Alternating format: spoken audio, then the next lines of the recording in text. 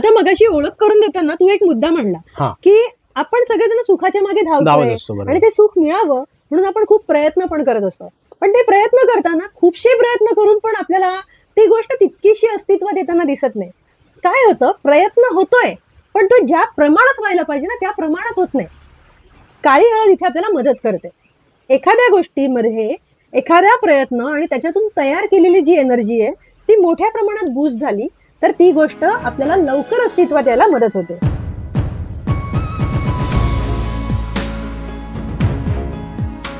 नमस्कार मित्र हो, मी साई राजकीर स्वागत करतो तुमचं माझ्या आणखीन एका इन्फॉर्मेटिव्ह व्हिडिओमध्ये. तर आत्ता मी आहे रत्नागिरीमध्ये black turmeric research and development सेंटरमध्ये, म्हणजेच काळ्या हळदीच्या संशोधन केंद्रामध्ये. तर आत्ताच्या या धकाधकीच्या जीवनामध्ये प्रत्येक जण आहे ना सुख शोधत असतो, पण प्रत्येकालाच सुख मिळतंच असं नाही आहे. तर आता बघूया आपल्याला काळी हळद कशी मदत करते. तर यासाठी आपण माहिती घेणार आहोत. आपल्यासोबत आहेत दीपाली ताई. तर ताई नमस्कार. नमस्ते, तुमचं स्वागत आहे माझ्या चॅनलवरती. तर काळ्या हळदीविषयी संपूर्ण माहिती आपण ताईंकडून जाणून घेणार आहोत. तर चला व्हिडिओला सुरुवात करूया. काळी हळद ही खरंच असते का, आणि म्हणजे कशी असते? हो, काळ्या हळदीच्या बद्दलच्या खूप साऱ्या गैरसमज आणि अंधश्रद्धा असतात. लोकांना वाटतं काळी हळद म्हणजे काळ्या काळ्या रंगाचं असं काहीतरी आहे, पण काळी हळद ही कधीच 100% काळ्या रंगाची नसते. ती बाहेरून आल्यासारखी सोनेरी असते आणि आतमधून ती निळसर काळपट ग्रे रंगाची असते. तिचा रंग साधारणतः श्रीकृष्णासारखा असतो, म्हणून त्याला श्रीकृष्ण हरिद्रा असं सुद्धा म्हणतात. मी सोशल मीडियावरती खूप सारे काळ्या हळदीविषयीचे व्हिडिओ बघितले. तर म्हणजे कोणी कापूर पेटवून दाखवतं किंवा कोणी टाळं उघडून दाखवतं. तर असं हे खरंच असतं का हो? आता मी तुला एक सांगेन की ह्या सगळ्यामध्ये जी लोक म्हणजे असे काही व्हिडिओ असे खूप व्हायरल झालेत, त्याचे प्रत्येकाचे उद्देश वेगवेगळे असू शकतात. मोठ्या प्रमाणात लुटालूट करण्यासाठी अशा काही गोष्टी दाखवण्यात येतात. तर याच्यामध्ये लोक टाळं उघडून दाखवतात, कापूर पेटून दाखवतात, दाभण वाकवून दाखवतात, नारळ फोडून दाखवतात. असे अनेक टेस्ट अशा म्हणून दाखवल्या जातात. पण तुम्ही एक विचार करा, ह्या टेस्ट दाखवणारी जी कुठली माणसं आहेत त्यातला एकही माणूस त्याचा चेहरा तुम्हाला दाखवणार नाही. त्यामुळे ह्या सगळ्या गोष्टींवरती किती विश्वास ठेवायचा हे तुम्ही लक्षात घेतलं पाहिजे. सेकंड थिंग, आम्ही इथे काळी हळद संशोधन केंद्रामध्ये गेली अनेक वर्ष काळ्या हळदीवरती मोठ्या प्रमाणात काम करतोय. आणि एवढ्या वर्षात आमच्याकडे एकरोनी काळी हळद असते. आणि जर एवढी काळी हळद असेल आणि जर अशा पद्धतीने लॉक उघडत असली तर अख्ख्या रत्नागिरी जिल्ह्याचे लॉक लागणार नाही. राईट. सो ह्या सगळ्या गोष्टी अजिबात घडत नाही. आणि ह्या सगळ्या गोष्टींवरती जर तुम्ही विश्वास ठेवून कुणाला तरी पैसे देत असाल तर मी तुम्हाला सावधान करेन, आणि अशा गोष्टींवरती चुकूनही विश्वास ठेवू नका. आणि योग्य तीच काळी हळद तुम्ही घेतली पाहिजे. येस, नक्कीच. म्हणजे याला वैज्ञानिक असा आधार काय आहे, आणि आपलं black turmeric research and development centre म्हणजे एक्झॅक्टली काय करतं? इथे आपण काळी हळद नक्की काम कसं करते ते समजून घेऊया. काळी हळद आपल्याला दोन बाजूनी मदत करते. एक म्हणजे अनेक प्रकारच्या हळदी असतात आणि त्या सर्व हळदींमध्ये काळ्या हळदीमध्ये कर्क्युमाइनचं प्रमाण सगळ्यात जास्त असतं. कर्क्युमाइन म्हणजे काळ्या हळदीमध्ये असलेलं औषधी तत्व. याचं प्रमाण काळ्या हळदीमध्ये सगळ्यात जास्त असल्यामुळे काळी हळद औषधी म्हणून सगळ्यात जास्त गुणकारी समजली जाते. बरोबर. त्यामुळे काळी हळद औषधी म्हणून देखील खूप वापरली जाते. त्याचबरोबर आध्यात्मिक क्षेत्रात सुद्धा काळ्या हळदीचा मोठ्या प्रमाणात वापर होतो. आता आध्यात्मिक क्षेत्रामध्ये काळ्या हळदीला महालक्ष्मी स्वरूप समजलं जातं. आता महालक्ष्मी स्वरूप म्हणजे नक्की काय, तर कुठलीही गोष्ट जास्त लवकर होण्यासाठी जी गोष्ट आपल्याला मदत करते, जी शक्ती आपल्याला मदत करते, त्या शक्तीला आपण महालक्ष्मी स्वरूप असं म्हणत असतो. बरोबर. म्हणजे जसं की आता एक उदाहरण देते, गाडीला आपण वाहनाला आपण लक्ष्मी स्वरूप म्हणून पूजन करतो. बरोबर की नाही? किंवा एखाद्या शस्त्राचा आपण पूजन करतो एक लक्ष्मी स्वरूप म्हणून. बरोबर. आता गाडी काय करते, आपल्याला कुठल्याही जागी फास्ट घेऊन जाते. गाडी ठरवते का आपण कुठे जाणार आहोत? नाही. जायचंय आपल्याला. गाडी चालवणार आपण. पण जर आपल्याकडे एक चांगली गाडी असेल तर ती आपल्याला त्या ठिकाणी फास्ट घेऊन जाते. यासाठी दोन गोष्टींची गरज असते. ती म्हणजे ती गाडी चालू स्वरूपात असली पाहिजे. बरोबर. दुसरी गोष्ट, आपल्याला गाडी चालवता आली पाहिजे. ओके. नाहीतर काय होणार की आपल्याला ती चुकीच्या ठिकाणी घेऊन जाऊ शकते. बरोबर की नाही? मग ह्या ठिकाणी काळी हळद कसं काम करते बघ. आता आपण एखादी गोष्टीचा विचार करतो. एखाद्या गोष्टीचा जेव्हा वारंवार विचार केला जातो किंवा एखाद्या विचारावर आपण पूर्ण फोकस करतो, तेव्हा फोकस केल्यावरती ती गोष्ट, त्या गोष्टीची एनर्जी क्रिएट होते. आणि ही एनर्जी काळी हळद बूस्ट करते. म्हणजे ज्या गोष्टीची एनर्जी क्रिएट झालेली, काळी हळद स्वतः एनर्जी क्रिएट करत नाही, पण तुम्ही जी एनर्जी क्रिएट करता आहात ती एनर्जी काळी हळद बूस्ट करण्याचं काम करते. आणि जेव्हा एनर्जी बूस्ट होते, जेव्हा एनर्जी खूप मोठ्या प्रमाणात येते, तेव्हा ती गोष्ट अस्तित्वात यायला मदत होते. ह्या सगळ्या गोष्टींवरती, ह्या एनर्जीच्या नियमांवर अनेक शास्त्रज्ञांनी मोठ्या प्रमाणामध्ये संशोधन केलंय. आणि काळी हळद जेव्हा आपल्याकडे ह्या एनर्जी बरोबर असते, तेव्हा ती गोष्ट लवकर अस्तित्वात येताना दिसून येते. आता मगाशी ओळख करून देताना तू एक मुद्दा मांडला की आपण सगळेजण सुखाच्या मागे धावतोय आणि ते सुख मिळावं म्हणून आपण खूप प्रयत्न पण करत असतो. पण ते प्रयत्न करताना खूपशे प्रयत्न करून पण आपल्याला ती गोष्ट तितकीशी अस्तित्वात येताना दिसत नाही. काय होतं, प्रयत्न होतोय पण तो ज्या प्रमाणात व्हायला पाहिजे ना त्या प्रमाणात होत नाही. काळी हळद इथे आपल्याला मदत करते. एखाद्या गोष्टीमध्ये एखादा प्रयत्न आणि त्याच्यातून तयार केलेली जी एनर्जी आहे ती मोठ्या प्रमाणात बूस्ट झाली तर ती गोष्ट आपल्याला लवकर अस्तित्वात यायला मदत होते. त्यामुळे डेफिनेटली काळी हळद आपल्याला सुख समृद्धी मिळवून देण्यासाठी 100% मदत करते. तुमचं असं म्हणणं आहे का, म्हणजे मी काहीच प्रयत्न नाही केले आणि मी जे मला पाहिजे ते मिळत जाईल, असं काही आहे का? नाही, तसं नाहीये. कसं आहे बघ, आता घराच्या बाहेर गाडी उभी आहे आणि ती जर तू चालवलीच नाही तर ती तुला घेऊन जाईल का कुठे? नाही. काळी हळद पण तशीच आहे. काळी हळद ही एनर्जी बूस्ट करण्याचं काम करते. बरोबर. तुम्ही जो प्रयत्न करता आहात, तुम्ही जी एनर्जी क्रिएट करता आहात, तुम्ही जे विचार करतायत त्याला ती बूस्ट करण्याचं काम करते. त्यामुळे मनापासून तुम्हाला प्रयत्न करायचे आणि त्या प्रयत्नांची एनर्जी बूस्ट होईल आणि ते अस्तित्वात यायला आपल्याला मदत होणार आहे. त्यामुळे तुम्ही काहीच न करता बसून राहा आणि ती आपोआप करेल, तर हे असं मुळीच नाहीये. तसं तुम्हाला कोणी सांगत असेल तर ती 100% बोंदुगिरी आहे. अच्छा. काळ्या हळदीची रोपं घरामध्ये ठेवून खरंच काही फायदा होतो का, आणि आतापर्यंत किती लोकांना फायदा झालाय काळ्या हळदीचा? निश्चितच काळ्या हळदीचा आपल्याला खूप फायदा होतो. महालक्ष्मीचं जागृत स्वरूप काळ्या हळदीच्या रोपांना समजण्यात येतं आणि आतापर्यंत जवळपास 14,000 पेक्षा जास्त लोकांनी आपल्याकडून काळ्या हळदीची रोपं घेतलेली आहे आणि त्यातल्या अनेक लोकांना त्याचा फायदा झालेला आहे. अच्छा, वा. पूजेसाठी वापरल्या जाणाऱ्या काळ्या हळदीची रोपं असतात ना, त्याचं वेगळेपण काय असतं? हो, आता मी तुला इथे एक छोटंसं उदाहरण देईल. अच्छा. प्रत्येक देवाची मूर्ती ही दगडामधून बनते, पण आपण रस्त्यावर दिसणाऱ्या प्रत्येक दगडाची पूजा करतो का? नाही. तर आपण काही त्यातल्या स्पेसिफिक काही दगडांचं परीक्षण केलं जातं. त्याच्यानंतर त्याला मूर्ती घडवण्यामध्ये येते. मूर्ती घडवत असताना पण अनेक दगड फेल जातात. त्यानंतर काही स्पेसिफिक दगड असतात, त्याची मूर्ती घडवण्यात येते आणि मूर्ती घडवल्यानंतर सुद्धा आपण त्याच्यावर काही संस्करण करतो आणि त्यानंतरच आपण त्याचं जागृत देवस्थान म्हणून आपण त्याचं पूजन करतो. बरोबर. तर जशी ही प्रोसेस इथे आहे त्याच पद्धतीने रेग्युलर काळी हळद जी शेतीसाठी वापरण्यात येते ती आणि अभिमंत्रित काळी हळद याच्यामध्ये फरक असतो.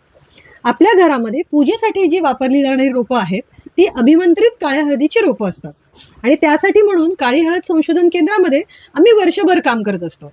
त्याच्यामध्ये वेगवेगळ्या प्रकारच्या पूजा केल्या जातात आणि त्याचबरोबर काही यज्ञ सुद्धा याच्यामध्ये करण्यात येतात आणि त्या माध्यमातून ही काळी हळद कम्प्लिटली अभिमंत्रित करण्यात येते आणि तीच हळद फक्त आपल्याला घरामध्ये पूजेसाठी वापरायची असते.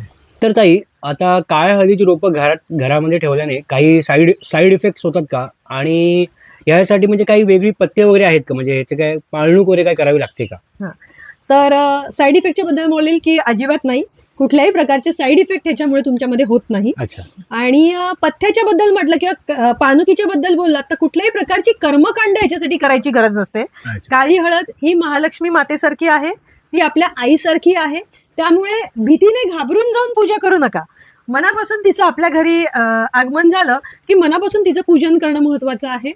काही गोष्टी आम्ही संकल्पसिद्धी कार्यक्रम देतो, तो कार्यक्रम पण त्याच्याबरोबर करणं राबवणं गरजेचं आहे.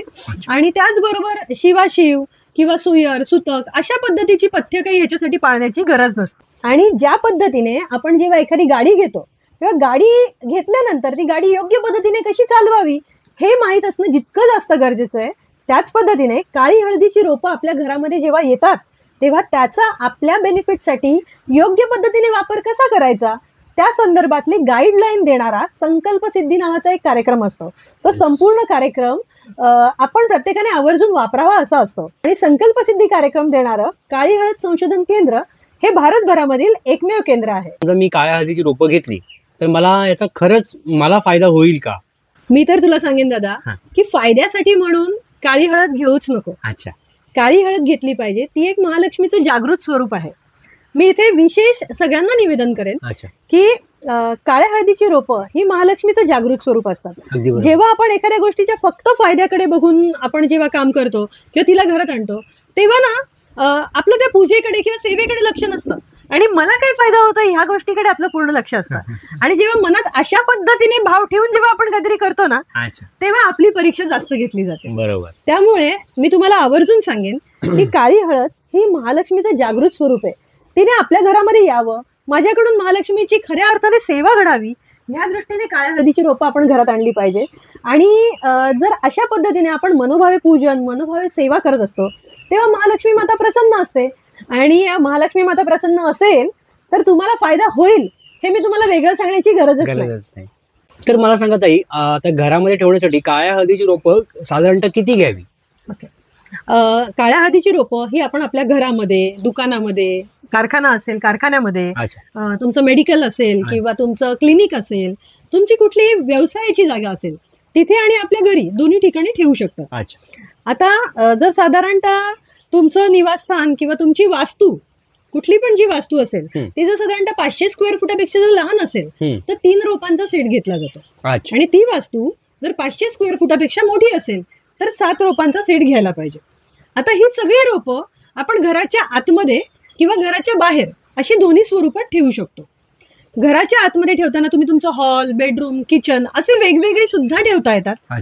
किंवा सर्व रोपं तुम्हाला एकत्र गॅलरीमध्ये, खिडकीमध्ये, हवेशीर ठिकाणी ठेवायची असेल, टेरेसमध्ये ठेवायची असेल तर तशी सुद्धा ठेवू शकतो. तर ताई, आता मला सांगा की ह्या आपल्या काळ्या हळदीच्या रोपांची काळजी कशी घ्यावी?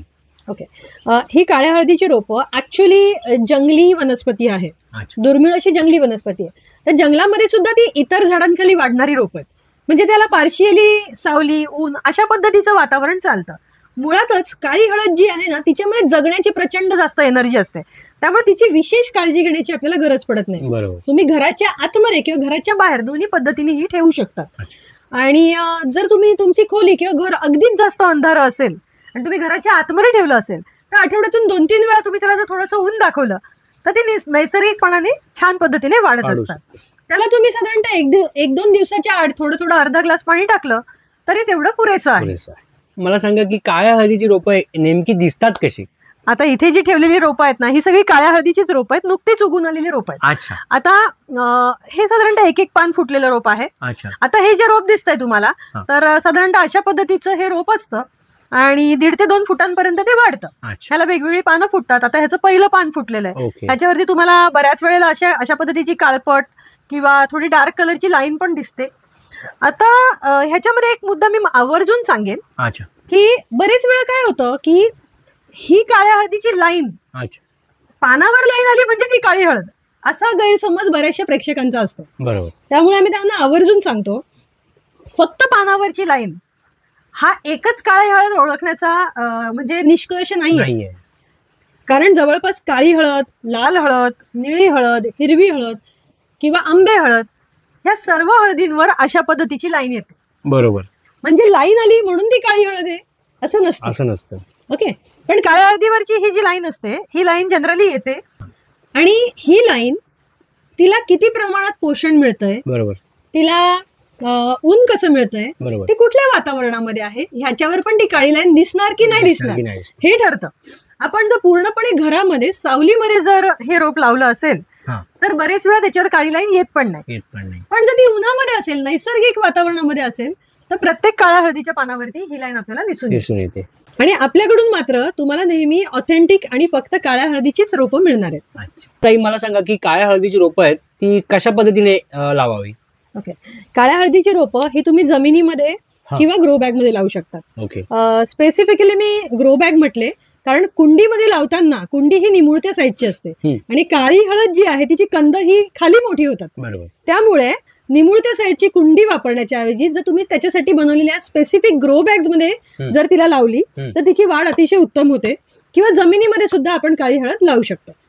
मला सांगा की आता कोणाला ही रोपं आपल्याला हवी असतील तर कशी काय मागवायची?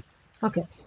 काळी हळदीची अभिमंत्रित रोपं मिळण्याचा आता सीझन चालू आहे आणि अत्यंत मर्यादित स्वरूपामध्ये ही रोपं उपलब्ध असतात. काळ्या हळदीची रोपं साधारणतः मी तुला दाखवते की अशा पद्धतीचं जेव्हा नुकतीच अंकुरण होऊन पानं फुटण्याच्या स्टेजची जी रोपं असतात, ह्या स्टेजची रोपं आम्ही प्रॉपरली त्याचं स्पेशल पॅकेजिंग असतं. त्या पॅकेजिंग मध्ये आम्ही पाठवत असतो. ही रोपं आम्ही all over India registered parcel किंवा कुरिअरच्या माध्यमातून पोहोचवत असतो. ओके. जर कुणाला काळ्या हळदीची रोपं हवी असतील तर ती आत्ताच घेतली पाहिजे, कारण वर्षभरामधल्या फक्त आत्ताच्याच सीझन मध्ये ही काळ्या हळदीची रोपं अगदी थोडक्या स्वरूपामध्ये उपलब्ध असतात. येस, नक्की. तर मित्र, तुम्हाला जर का काळ्या हळदीविषयी अजून काही माहिती हवी असेल किंवा जर का ही रोपं हवी असतील तर तुम्ही आपल्या स्क्रीनवरती दिलेल्या नंबरवरती कॉन्टॅक्ट करून माहिती जाणून घेऊ शकता. तर मित्र, हा काळ्या हळदीविषयीचा एकदम इन्फॉर्मेटिव्ह व्हिडिओ तुम्हाला कसा वाटला ते मला कमेंट करून नक्की सांगा. व्हिडिओ आवडला असेल तर व्हिडिओला एक लाईक नक्कीच करा आणि जेवढं मित्र जास्तीत जास्त शेअर करता येईल तेवढा हा व्हिडिओ शेअर करा. आणि चॅनलवरती कोणी नवीन आलं असेल तर चॅनलला सबस्क्राईब करा आणि नोटिफिकेशन बेल ऑन करा, जेणेकरून तुम्हाला येणार नवीन व्हिडिओ नोटिफिकेशन लगेच मिळेल. तर आता व्हिडिओ पुढच्या अशा एखाद्या इन्फॉर्मेटिव्ह व्हिडिओ म्हणतोपर्यंत बाय बाय.